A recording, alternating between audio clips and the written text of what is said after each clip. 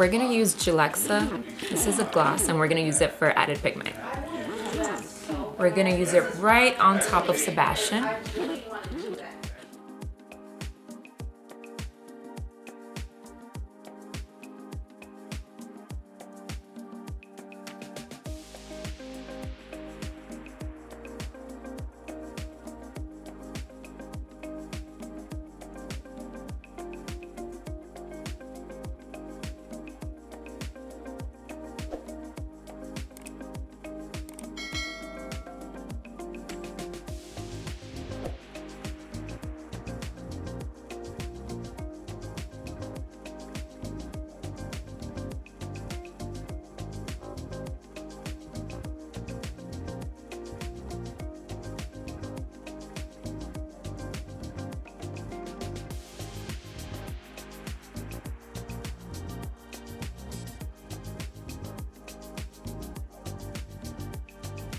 This is Luxe and it dries matte.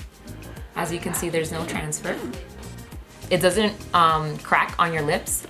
As you can tell, it has a smooth finish, even though it's matte, and it really hydrates your lip at the same time. They're available in 6 vibrant colors and you can get them today at sconecosmetics.com.